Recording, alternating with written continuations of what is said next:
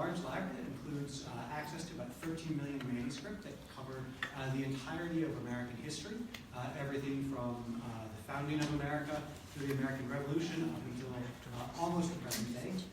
All of this is available to researchers and the public for free. We also do a series of public programs. If you haven't been to our programs before, I hope you'll pick up our catalog so you can see what's coming up. We have a great number of programs, at least 1 or 2 a week. Next week we have one on Monday with Paul Finkelman on Supreme Injustice over slavery and the U.S. Supreme Court. And on March 14th, we will host Sylvia Brown in conversation with Ted Whitmer on her book, Grappling with Legacy. So there's a couple examples of some of the programs we have coming up. We provide all of this, our research library, our public programs, our educational programs, our academic programs. All of this is made possible through the support of our members and donors. So if you are not a member of the Mass Historical Society, I hope you will consider joining. Tonight, we're out for a great presentation. This is a talk that's been in the works for almost 2 years. I was introduced to our speaker about 2 years ago by Kelly Brilliant, the Executive Director of the Fenway Alliance. She'd been reading one of our newsletters and saw a list of books that our library was looking to acquire that we didn't have. One of them was Boston Cosmopolitans in International Travel and American Arts and Letters by Mark Grinnell. She happens to be friends with Mark Grinnell, and she happened to know me because I sit on the board of the Fenway Alliance. So she put the two of us together. I believe a book was donated. Was not privy to that part of it. And Mark and I started talking about his research interests and how those overlapped with what MHS was planning. At that time, we were in the process of putting together our exhibition, Yankees in the West, and we always try to do a couple programs that complement our exhibition. I often try to look for ways that they can complement in slightly less than obvious ways. So it seemed that this was a great example, because rather than talking about Yankees going west, his book was talking about Yankees going east. So it seemed like a good fit. Our exhibition, if you didn't have a chance to see it, explores the ways that people from New England traveled to the American West in the 19th and early 20th century as a way of exploration and or escapism. Mark's book, which is on a little bit of a more sober subject, explores ways that New England's traveled east to Europe in the late 19th century, looking to leave behind this is the disappointment and despair brought on by the death of the Civil War, the assassination of Abraham Lincoln, and the collapse of Reconstruction, by immersing themselves in the legacy of beauty and culture that were in European capitals. So, as with many of our programs, we work on showing how our collection highlights some of the aspects explored in this. Since this dovetails so closely with our exhibition, it was really sort of an easy one for us. And so we put together a small display case here with material from our collection that helps highlight the talk. And Peter Drummy in the back of the auditorium will briefly tell you about it. We just put out, because Henry Adams, most cosmopolitan of all the people whose collections we hold, I think, and very widely traveled, we have upstairs watercolors of his trips to the American West. So we just put out photographs from an extraordinary collection of photographs that form part of his personal papers of all the places in the world that he traveled to and explored and either photographed or collected photographs of during the last part of the 19th century. So you are welcome, of course, to come up after the program to look at this. Following Mark's talk, I believe you will be happy to answer questions. I'm sure Peter would be happy to answer questions on the display. So now getting to the matter at hand. Our guest this evening, Mark Grinnell. He has been a teacher of American history and literature at Harvard, the University of Miami, and the University of Tours, France, and is now an editor at Harvard Business Publishing. He is the author of books on business history as well as cultural history. And without further ado, I'll turn it over to Mark. Thank you.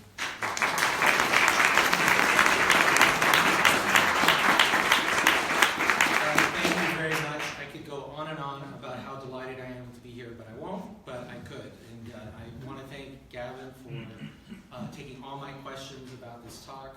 I'd like to thank Kelly Brilliant for bringing my book to his attention. Thank you, Kelly.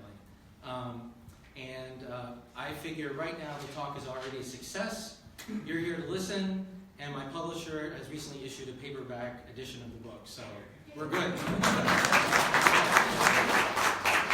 So, and also please stop me to ask questions during the talk. I am going to try to cover a lot of ground. I hope it's as clear as possible, but stop me whenever. So, as Gavin was talking about, this is a interesting complement to the Yankees in the West exhibit. And, and the counterpoint might be, in a nutshell, what did Europe offer of value to Boston's cultural elite after the Civil War? And why was it such a point of interest? So that's a key question I want to answer. The people we're looking at were very urban people, right? They were very independent, but they very much relied on the ideas and stimulus of being with other creative people. And most of them would not seek to reinvent themselves, I think, out in the West. They'd visit, but they wouldn't want to stay there for too long. But the canvas upon which they expressed their creativity was correspondence, conversation, fellowship with others, propped up by history and education. And this ideal of a vibrant community energized by the creative interaction of independent-minded friends and associates is what they experienced growing up, what they cherished about their lives in Boston, and what they wanted to promote for the public at large. So bringing people together through art is what they try to do, and that's the theme of the day. So if you ever get lost in what I'm talking about, just remember, oh yeah, he's talking about bringing people together through art. So when I started to do this work many years ago, the point was to de-provincialize American history by telling a story in which other countries, other peoples, other regions, foreign ideas were a natural part of the historical narrative about the U.S. Not war, not diplomacy, not immigration, which are all important, but they seem to be sort of on the extreme thing. I wanted the rest of the world to be a natural part of their American history. And eventually it resulted in this book, right there. So, just to tell you about the book, it was published in 2008. Started it probably 15 years before that as a dissertation at Brandeis University. My publisher just has a paperback edition. I've got info about the book. And I've got a really great book review here if you want to read. I didn't bring the bad book review. So this project got started at the Gardner Museum. I had started with an abstract topic where I wanted to connect Europe and America. It turned out to be philosophy. I'm not a philosopher, so I abandoned that. And then I thought, I need to find people to tell my story for me. So I went to the Gardner Museum first, thank goodness, and in the archives, and they were very helpful over there, I found what I needed. And, you all know the Gardner Museum, but you can't get tired of it, right? It's just gorgeous, a great, wonderful experience. The colors, everything together, and it was just a pleasure to do research there. So she's at the center of a group of people I call the Boston Cosmopolitans. Their lives and work were shaped by cosmopolitanism, which I define, there's a million definitions out there, but I define it as being the disposition to see one's culture as part of human culture in general. Okay, so they were these people. They were Charles Eliot Norton, whom I'm focusing on today. So going top, left, right, and then William Dean Howells, the author, editor, Lila Cabot Perry, impressionist painter, John Lafarge, great artist, Isabel Stewart Gardner, Augusta St. Gaudens over here, the sculptor William James up there, Henry Adams below him. In the center, H.H. Richardson, architect, Henry James below him. Next is John Singer Sargent, and the next is Charles Fallon McKim. And when I got to know them more, I found that their lives were interdisciplinary, so my work had to be too. So I had to talk about literature, I had to talk about architecture. I wanted to talk about music, but that would have killed me. I couldn't have done that. So I didn't do music, but I should have. But I tried to put in as much as I could. So the four main characters in my talk are McKim, Gardner, St. Gaudens, and Charles Eliot Norton. So all of these people, believed in lifting the community through art, or developing a love of community through art.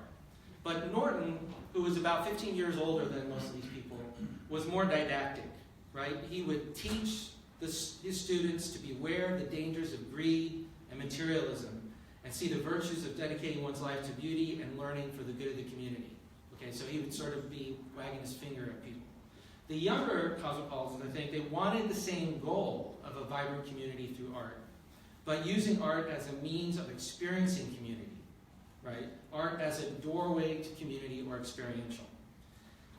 They loved travel as much as they loved art, and in fact, the two were very closely intertwined, as we'll see during this presentation. And Gardner was probably the most exuberant of this whole group, but they all loved travel. These are the things that they were famous for. That we'll be talking about the Boston Public Library, Museum, and the Shaw Memorial. So, but they all loved travel. And I'm really amused by this great letter between Henry James and William James in 1903, in which Henry complains to William about the fact that he doesn't get to travel enough.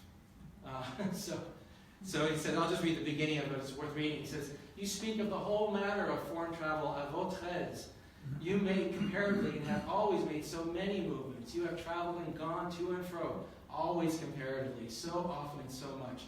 I have practically never traveled at all." So, which is quite an exaggeration, saying that he spent most of his young education in Europe.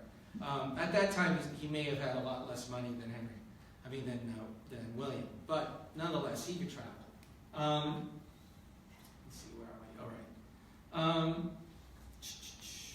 So, reflecting this burning desire to experience the joy of international travel, when I wrote this book at first, I had wanted the cover of my book to be this picture, right? This was a 1913 picture. I'm not sure exactly who the people are, but it was taken in Boston at the end of my time period, and I love how they're looking out with this sort of expectation, happiness. But unfortunately, this was done at the beginning of the digital age, and the Schlesinger Library didn't know what to do with people looking at this picture on the internet. So I couldn't get it part of as the cover of my book, but I would have loved it. Let's see. But when I was asked to do this talk years later, the questions I asked about international travel and connections in the U.S. in my book now exist in a very different climate. Right? My degree is given to me in the spring of 2001. 9/11 happens right afterwards. And more recently, we have this very aggressive streak of nationalism and ethnocentricity sweeping the globe. So with this political climate that's antagonistic to openness and curiosity about other ethnicities, nationalities, and cultures, the picture that came to mind about this talk was this one, right? The Shaw Memorial. And by the way, William James gave a great, eloquent speech about civic courage along with this. And we'll talk more about this later. And then the title of my talk, For the Union Dead, came from a poem by Robert Lowell, written in 1964. And so there's a little excerpt from it. As a title, And so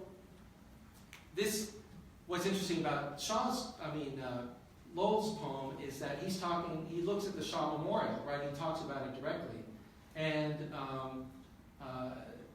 talks about the difference between the ideals the Shaw Memorial tries to put forth and what's really going on, either with racism in Boston or with the Vietnam War.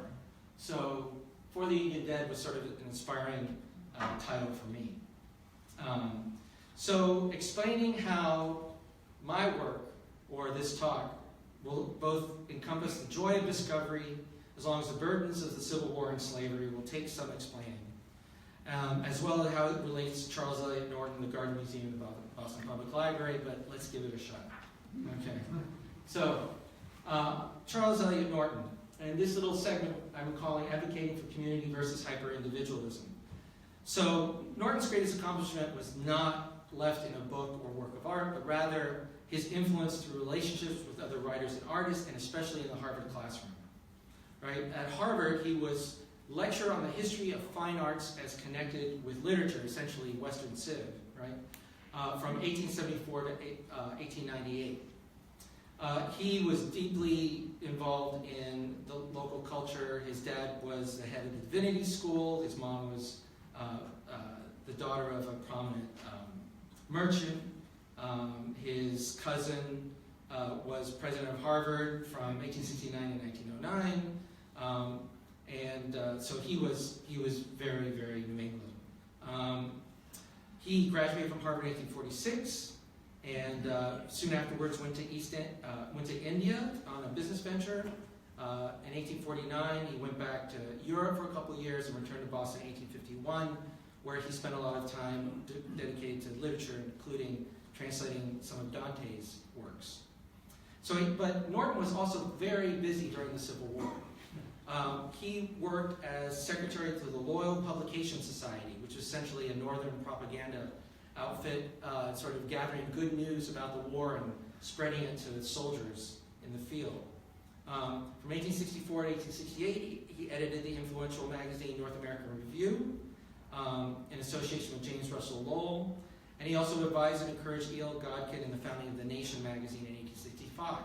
So he was a busy guy, and he was not detached from the Civil War at all. So Norton came to my attention because of his close relationship with Gardner. Right? She took courses with him in the 1870s, one of the few women who took courses there. She supported his work on Dante, helped to fund it, and later he suggested that she buy a rare edition of the Divine Comedy, and she did. So they had a good relationship. But in my book, I focused on Charles Eliot Norton in 1873 when he came back from a 5-year trip to Europe.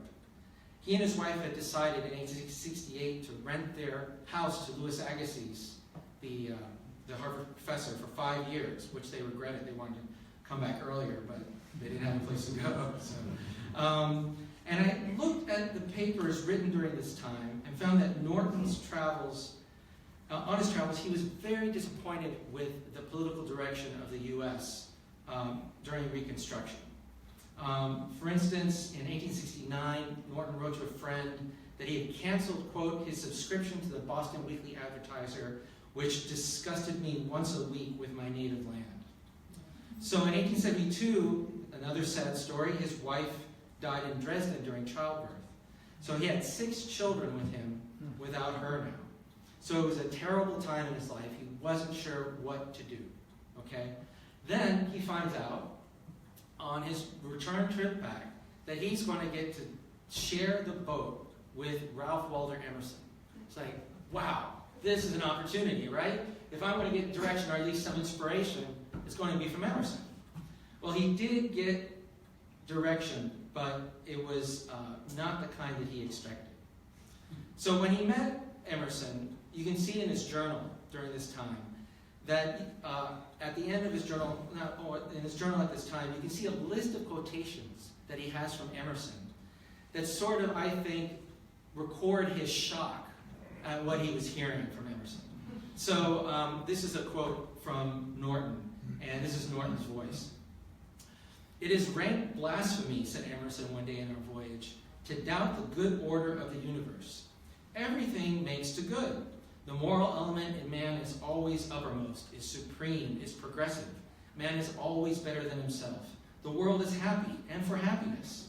It's meant for the happy, right? It is all the time improving. I don't believe one word of the earth shrinking up finally to disappear. It's insanity to suppose it. The dwelling place of man is as eternal as man himself." So shortly after his trip with over the Atlantic with Emerson, Norton wrote a significant passage in his journal passionately denouncing such overly optimistic self-reliance as Emerson espoused. Now, just as a side note, an Emerson scholar, when I was writing about this stuff, said, well, Emerson was sort of old, he wasn't didn't have all his faculties. And that's not the point, right? The point is, this is what Charles Eliot Norton took away from talking to Emerson. He might have been unfair, but, c'est la vie, right? So this is what Norton said about Emerson. He said, "But such inveterate and persistent optimism, though it may show only its pleasant side in such a character as Emerson's, is dangerous doctrine for a people. It degenerates into fatalistic indifference to moral considerations and to personal responsibilities. It is at the root of much of the irrational sentimentalism in our American politics, of much of our national disregard of honor in our public men, of much of our unwillingness to accept hard truths, and of much the common tendency to disregard the distinctions between right and wrong, and to excuse guilt upon the plea of good intentions or good nature. So Norton's impatience with Emerson's self-satisfaction that he discovered are pretty clear. Then, upon doing this talk, so I was drawn to looking into his motivations for travel. You know, like, why did he go there in the first place other than for a healthy curiosity, right? And of course, Europe didn't suddenly become a popular destination, right? Our country's political origins are European. You know, we've got the Revolution, the War of 1812. We've got Henry Adams' father trying to persuade Britain not to recognize the South during the Civil War, right? It's always a source of history education. I'm not saying they just discovered it. You know, there's also, oops, did I turn that off? Oh, there we go. Oh, there, you could have read that quote. Sorry, I got carried away. There we go. So I hope you understood it. So, and there's also the Grand Tour, right? Englishmen going to see all the cultural capitals of Europe in the 18th century, taken up with enthusiasm by Americans. Henry James' character Isabella Archer from Portrait of a Lady describes how much this phenomenon had grown in the 1880s. Right? Is there anything mysterious in a purpose entertained and executed every year in the most public manner by 50,000 of my fellow countrymen, the purpose of improving one's mind by foreign travel? Right? So we'll all take that as a given. But it is sort of interesting that Henry James is noting this as a trend. Norton certainly wanted to travel to Europe for the same reasons as Isabella Archer, but his experience of Europe, what he took away from his 5-year sojourn, was decisively shaped by his role as a writer and editor during the Civil War, as well as the prophetic, maybe even Emersonian style of his writing during that time. So when I was doing research for this book years ago, Norton's biographer, James Turner, brought to my attention Norton's faith in the Civil War having a decisively positive outcome. Then for this talk, I read some of Norton's Civil War writings, and his faith in this positive outcome he thought would match the sacrifices that we made during the Civil War. And in an editorial piece written by Norton in the North American Review of 1865, even after the assassination of Lincoln, right, you can see this sort of optimism. So I'm going to read from this, and I recognize that he's sort of painting a caricature. He's saying the North is good, South is bad. I know that, but I'm just doing this as a record of his passion. So he writes, "The North is civilized, the South is uncivilized. One must take the likeness of the other. The interest of the strong, civilized community must prevail. And in this case, the interests, being those of general moral order, carry a preeminent right with them.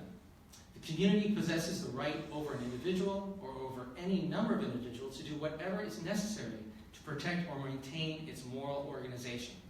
The moral order of society, its general welfare, is the object of the constitution of our government and its inspiring principle. Having power, we also have the right, and having the right, the duty lies upon us to impose those conditions on the Southern people which are requisite for the preservation, continuance, and progress of the moral order of that community of which they and we form parts. And the conditions which we have to impose are not conditions of tyranny, but of liberty, not of injustice, but of justice. We have to insist on the establishment of freedom, freedoms from servitude for the slaves, freedom of thought, conscious speech, and the press for the whole community." And please note that, again, that theme that I'm trying to bring out about the wanting to, the good of the community over the individual, or trying to bring people together somehow. So, as reflected in this 1865 editorial, Norton was hardly a passive political observer of the Civil War as a cultural phenomenon. He was very emotionally invested in the aftermath of the Civil War, and he had worked hard for the Union cause. And although he loved aesthetics and art history, he wasn't just an aesthete, right? He was a Renaissance man in post-Civil War America. So Norton's encounter with Emerson on his trip back to America made him more motivated. Emerson provided no help for this problem. There was no inevitability of a great outcome of the Civil War. And listening to Emerson may have made him wince because of his own optimistic fatalism during the Civil War.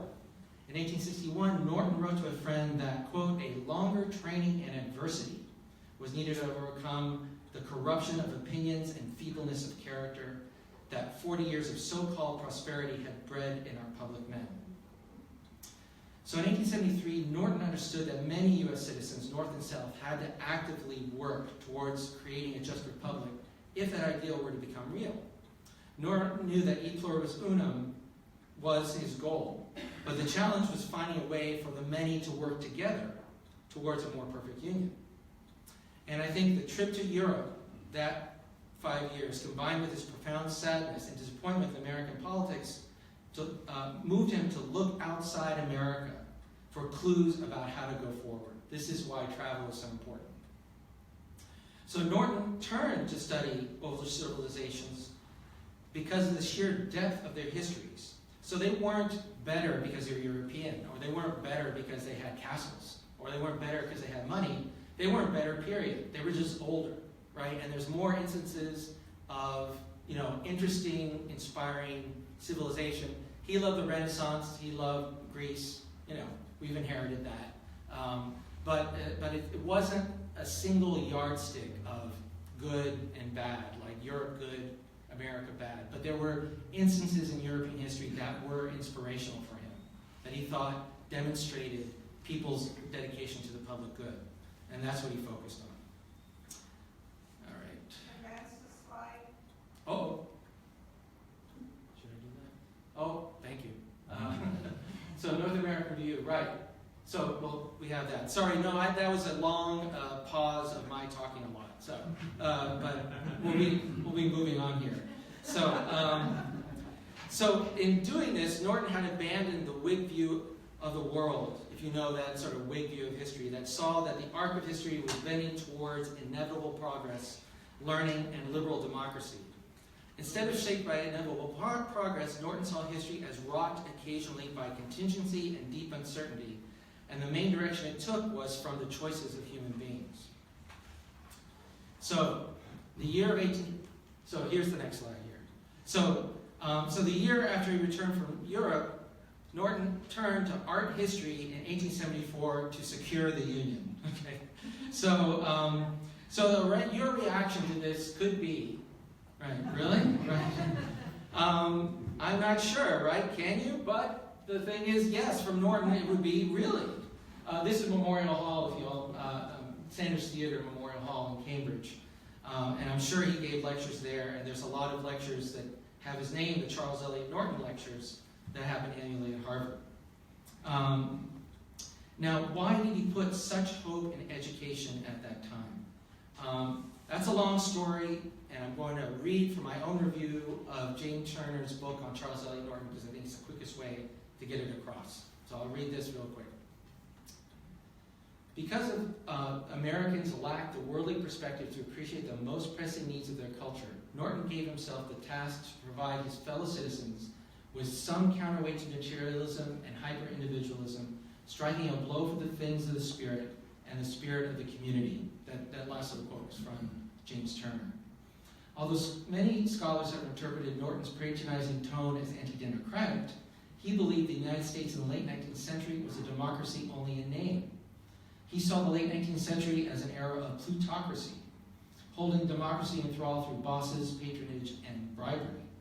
Moving the country towards real democracy required criticizing the unthinking masses as well as the unsavory leaders of government and industry.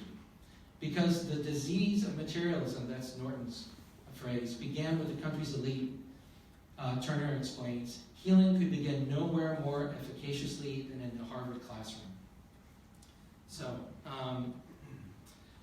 So that's the importance of education, right? And if we look at the 1865 piece from the North American Review, we can find that the foundational belief in that article that he wrote was, if the morals and outlook of a people are sound, then the politics are almost a formality, right?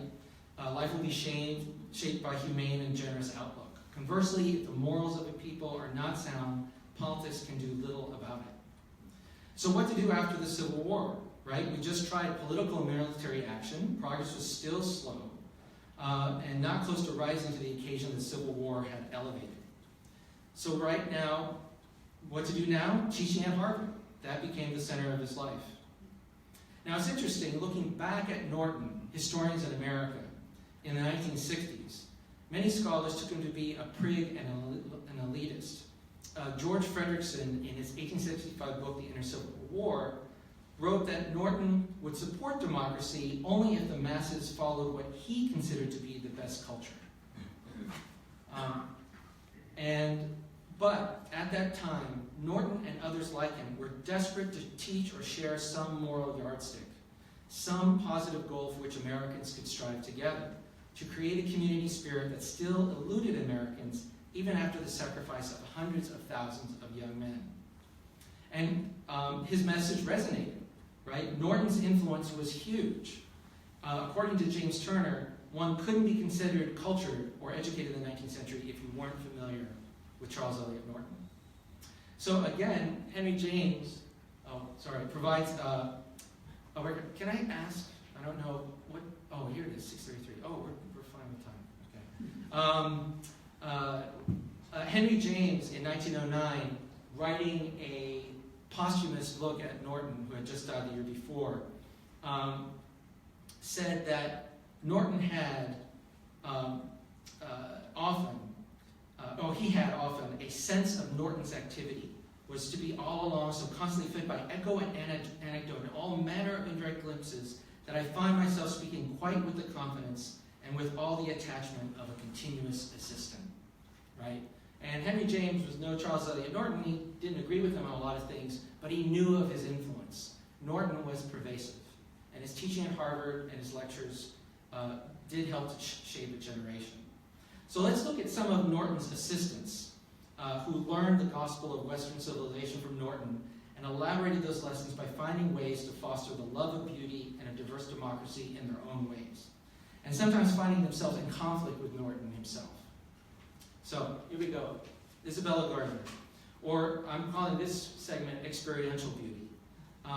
She'd agree with Norton that the European past had much to teach us, but she added her own interests, right? She had Asian art, contemporary art, music, and using them to live well in the moment, right? She was also extremely eclectic. It's hard to go in the Gardner Museum and see a single message that's being conveyed, I think, right? It's more a love of beauty, of bringing people together around that beauty, art with a minimum of a didacticism, right? So, and one reason this courtyard is so important is because the plants just, hit you, especially in the winter, right? And you don't need to read that except, that it's a wonderful atmosphere. And she loved parties, right? She had tons of parties, and she used art as a backdrop for that. And William James, who was invited to her opening night party, attested to that. He writes, "May I add, dear madam, that the aesthetic perfection of all things seemed to have a peculiar effect on the company, making them quiet and docile and self-forgetful and kind, as if they had become children." So the emphasis on experience, artist experience, had probably been foreign to Norton, but their goals were the same: creating value or valuing community through the appreciation of beauty. And one quick quote from an associate of Gardner, Matthew Pritchard, who was associate director of Boston's Museum of Fine Arts in the early 1900s. He was a friend of hers, and his editor wrote that he sort of gave voice to some of her implicit doctrines. And this is one that I thought was good. This is from Matthew Pritchard. Objects are not meant to be looked at, but used. If art is a means, or furniture, or dresses, or houses are intended less as objects to be regarded than as things which we are to use. In other words, art is an arrangement which touches our unconsciousness in the moments of our conscious action. And I think the Gardner website, right, that's open now, that opens with the phrase, "What's your pleasure?" Right? I think they got it exactly. I think they were exactly right. What's your pleasure? It could be anything, right? It could be Asian art, it could be plants, it could be furniture, it could be music. Have fun, right? So here's another assistant, Augustine St. Gaudens and the Shaw Memorial, imagining a wider community. Now, at first, oh, wait a second. Sorry.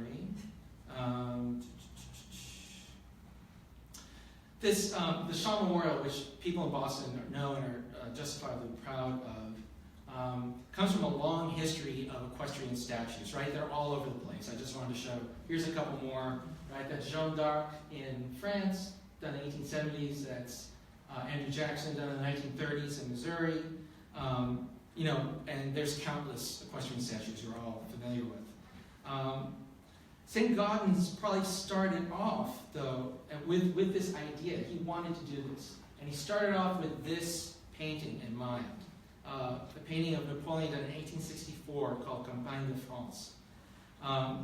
Now, he began planning the memorial in the 1880s and was at first planning a conventional statue, just like this one, these. But what's interesting is that the Shaw family objected. I don't know if you guys know that, but it's a great story, right? Shaw was not an officer with a successful military record. He was very brave, very heroic, but he wasn't a successful military general or something of the sort. So they wanted him to be less heroic. So what could he do? And I think St. Gaudens may have gotten some advice from the architect H.H. Richardson, who was also part of this group. And in fact, he was going to work with H.H. Richardson to do the setting of the Shaw Memorial, but Richardson passed away, so he didn't do that. And he went on to work with McKim. But this is what Richardson said about the advantages of being an American artist. Having no architectural type of our own is distinctly American to follow. We have greater latitude of selection than would obtain in any of the countries of the old world. For without any national traditions to maintain, we can choose among all styles and all ages. Right? So I think that openness to change, of variability, of going on a theme that starts in Europe and adapting to America, I think that's exactly what St. Gaudens did. So he wanted to keep the equestrian statue, but he decided to lessen the importance of Shaw by highlighting the importance of the black soldiers, right? And looking back in the 19-teens, St. Gaudens describes his thinking about tackling this artistic problem, right? I'll condense it by saying that as soon as he started to bring in the black soldiers, he started to fall in love with them as subjects and wanted to do that. And that's why it took so long. It took like 14 years. And he would take other commissions and make money off them, and then so he could have time to devote to the Shaw Memorial. And this kind of detail, this sort of heroic individuals that are featured in this statue. And I think this is my interpretation, but I think the experience of seeing this memorial in person is heightened because of the combination of the ideal, right, that you see there, right, of blacks and whites working together, along with this sort of very, very great, beautiful realism of the individual portraits. And there might be a slight echo still of this painting with Napoleon, with all these officers next to him, but instead of officers, we have these noble, heroic black soldiers walking next to Shaw. So, and there's a picture of the unveiling, which is pretty inspiring. Also went to the 100th anniversary of it, if anybody went there, with Colin Powell there, and all this. That was really great. Well, anyway, that's another talk. Right? So, finally, I want to look at Charles Fowler McKim in the Boston Public Library. McKim, he worked in New York and Boston. His early career was with H.H. Richardson. He was part of the influential architecture term. Excuse me, I need some water. Architectural firm McKim, Mead & White. His work included Columbia University, Pennsylvania Station, New York City, the gates around Harvard University, and he started the American Academy in Rome. And he also married into the prominent Boston family, the Appletons. He married Juliet Appleton in 1885. Unfortunately, she died 18 months later. So, like St. Gaudens and the Shaw Memorial, McKim saw the Boston Public Library as a labor of love. He used his connections and social skills to help raise funding to support an ever-growing budget of this library, which went $1 million over the original projection. And this is in $1,895. So I don't know how much that is, but it's a whole bunch of money. Right? So it's a lot of money. And like Gardner, this place is very eclectic. Right? So while the outside of the structure is clearly identifiable as neoclassical, as Gardner's identifiable as Italian Renaissance, the interior features art by a wide range of artists and a wide range of styles. Right? It's eclectic. You've got this great statue of lions on the staircase by Louis St. Gaudens, have murals all over the place, a lot of them inspired by mythology. The Triumph of Time. You have the Bacchante, which is very famous here for having been banned essentially from the library. And also it's a very realistic nude. It's not an idealistic nude, which is why people were a little troubled by it, and also they were worried about encouraging infants to drink alcohol. So McKim believed that though he loved bringing all these people together, he thought that a community of artists working together on the same project would bring out the best in each other. And he often instructed artists to pick a subject of their liking. That main mural up there by Pierre Puvis de Chavannes, I remember in a letter he says, you know, choose whatever subject you want. I mean, he knew his style, but he just let him do what he wanted. But like the Gardner Museum, the ensemble of art in the Boston Public Library provides the strongest aesthetic experience, a sensuous experience, pleasure of shapes and colors for anybody. They don't have to be read to enjoy it, right? And perhaps, you know, reading is not being asked of the viewer. Well, I'll condense these two things I was going to write. But when it opened on 1895, believe me, the newspapers were gaga about this. They were like, this is open to the public. The public has their chance, finally. There's no pomp and circumstance. Everybody can come. You know, a beautiful place, all this stuff. They were really, really excited. And it was a place that was open to the public. Now, one thing that I liked, because I was talking about travel, was the way that Bates Hall was compared to a steamship. All right? I'm not kidding. I'm not making this up. So in the Herald of that year when it opened up in 1895, they described the lounge, this Bates Hall, like a lounge of a steamship docked to a fascinating port city. So here's the quote. Into this great room the crowd poured when they first entered. To it they returned again and again from their voyages of discovery. And there they finally returned to sit and rest, tired with sightseeing in the comfortable old-fashioned armchairs which surrounded the long oak tables which were stretched in double rows from one end of the hall to the other, which we still have today. So this takes us back to where we began with the first slide. It's a vision of the Boston Public Library. This is the kind of institution Charles Eliot Norton was fighting for after the Civil War. A place dedicated to learning and beauty, inspired by education and travel that was open to all. A tool employing art to foster community. Thank you.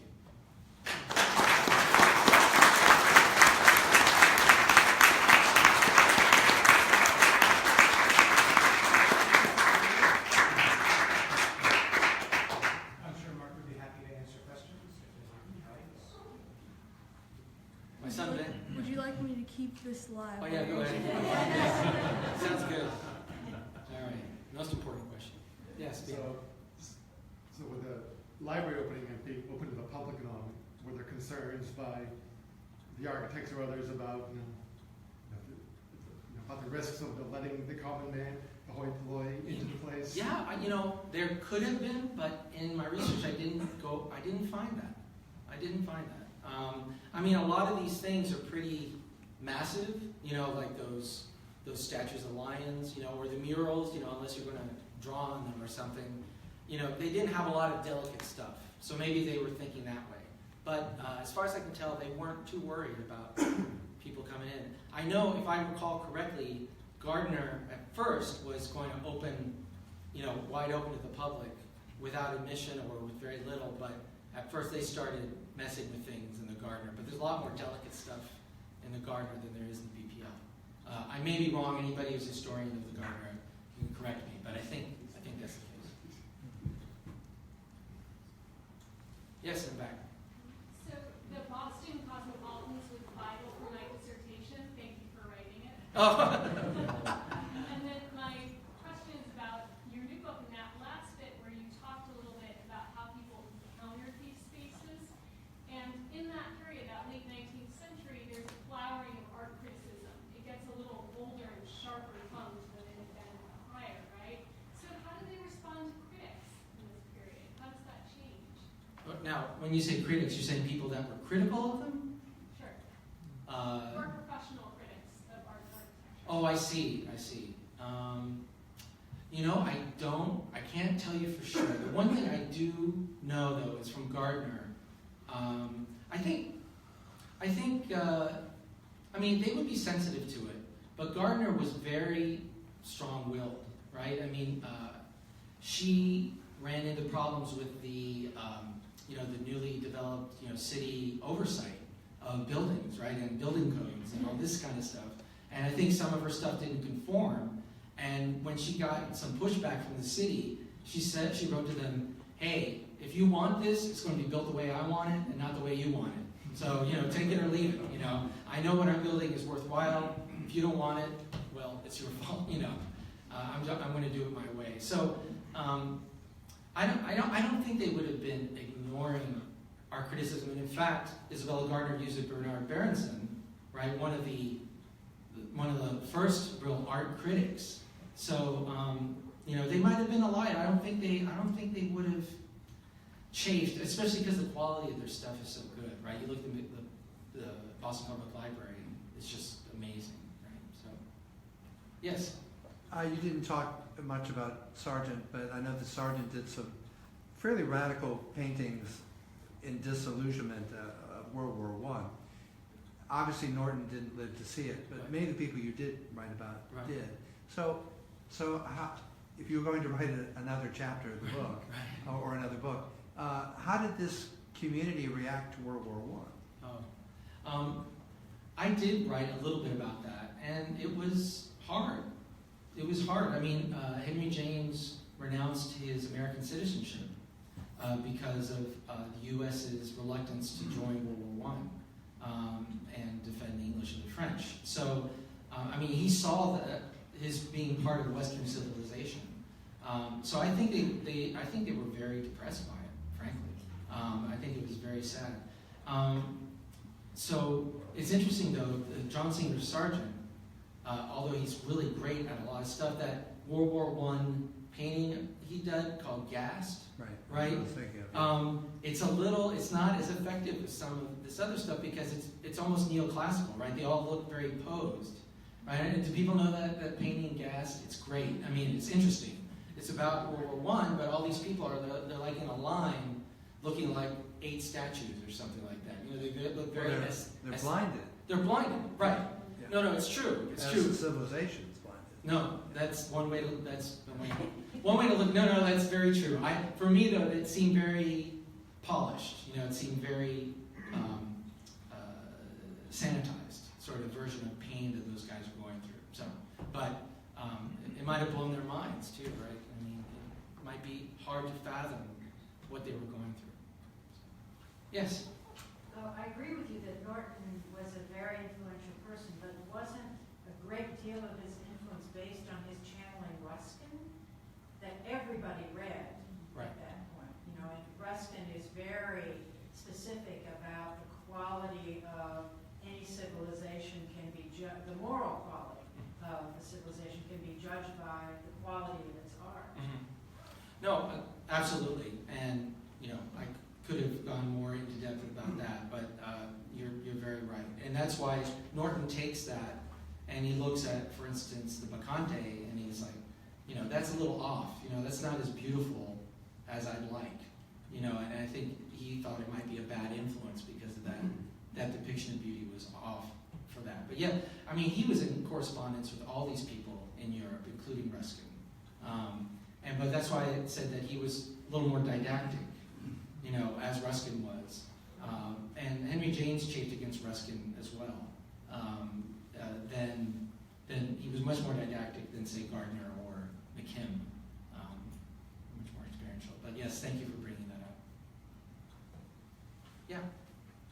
There's been 2 great biographies of Ulysses S. Grant in the past year that have come out. I'm just curious if you can speak to what Norton, McKim, Gardner thought about Ulysses S. Grant in the present moment.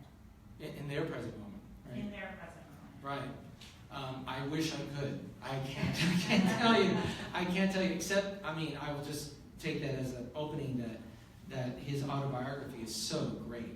The Ulysses S. Grant one is just so interesting. But I didn't go into that much detail about those things.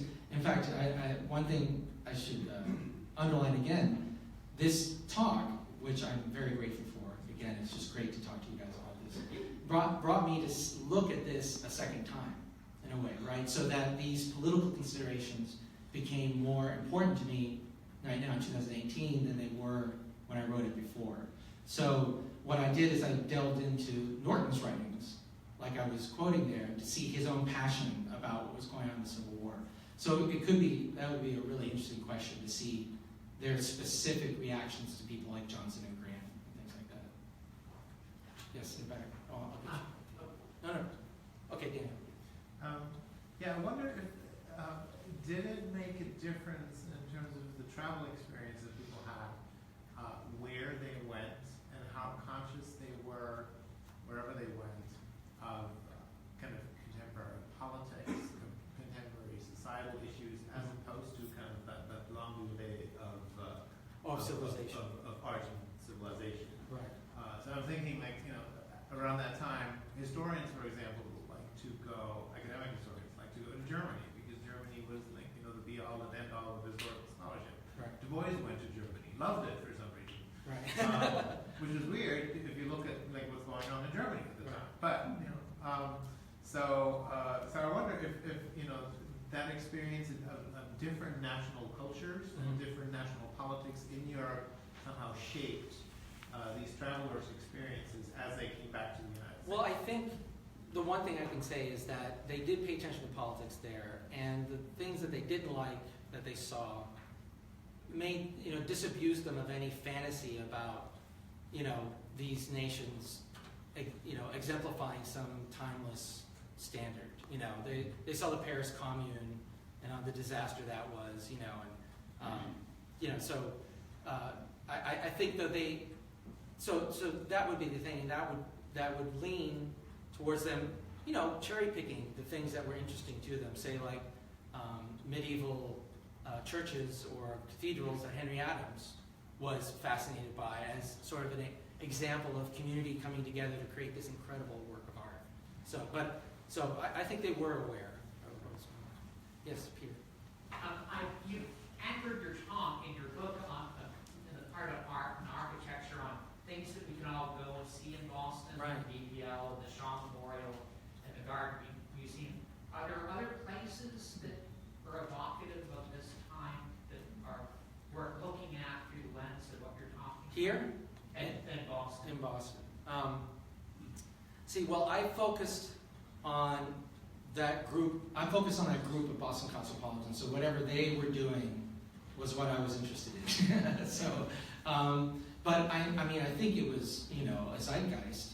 I'm saying that Norton was sort of push that zeitgeist, and people were receptive to that. I think you got the book with Trinity Church, though, right? Oh, right. I'm sorry. Thank you, George. That's right. It reminds me of the book, my own book, right? I'll quote myself. That yes, indeed, Trinity Church, and is exactly that.